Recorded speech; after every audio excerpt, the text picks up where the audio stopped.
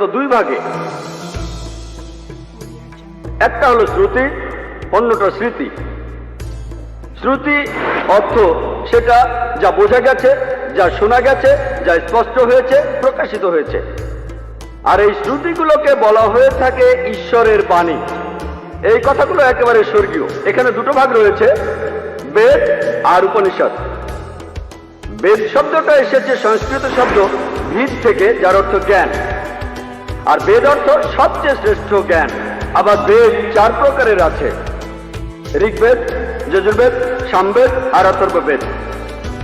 সঠিক কবে এই বেদগুলো মানুষের কাছে এসেছে সেটা জানা যায় না। ঠিক কবে বেদ এসেছে সেটা জানা যায় না, পণ্ডিতরাও একমত না। স্বামী দয়ানন্দ সরস্বতীর মতামত অনুযায়ী, যিনি আর্য সমাজের প্রতিষ্ঠাতা, তিনি বলেছেন যে এই বেদগুলো পৃথিবীতে এসেছে 131 কোটি বছরের আগে। তবে বেশিরভাগ পণ্ডিতরাই, আর হিন্দু পণ্ডিতদেরও বেশিরভাগই, তারা বলেন বেদ আনুমানিকভাবে 4000 বছরের পুরনো। ঠিক কার কাছে বেদ প্রথম এসেছিল সেটাও আমরা জানি না। কোন দেশে প্রথম বেদ এসেছিল সেটাও আমরা জানি না। কোন ঋষি প্রথম এটা লিখেছিল বা কার উপর নাজিল হয়েছিল সেটাও জানি না। এসব কিছু ব্যাপারে একমত না হলেও হিন্দুরা বিশ্বাস করে যে এই বেদ ঈশ্বরের বাণী, আর এটাই সবচেয়ে পবিত্র সব হিন্দু ধর্মগ্রন্থের মধ্যে। এরপরে গুরুত্বপূর্ণ হলো উপনিষদ। প্রায় 200টা বেশি উপনিষদ রয়েছে। ইন্ডিয়ানরা বলে উপনিষদের সংখ্যা 108টি। আর এগুলোর মধ্যে প্রধান হলো, কেউ বলে 10টি, কেউ বলে 12টি।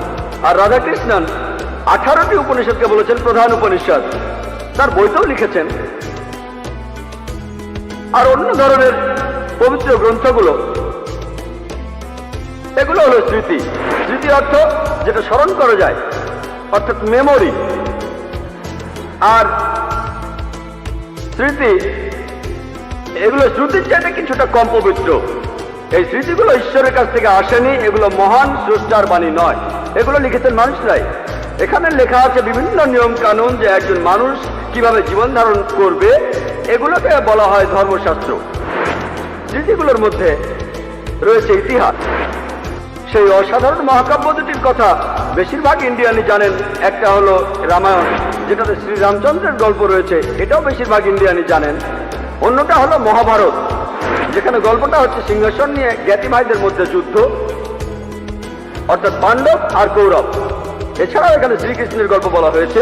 আর আমাদের বেশিরভাগ ইন্ডিয়ানরা এই মহাভারত পড়েছেন।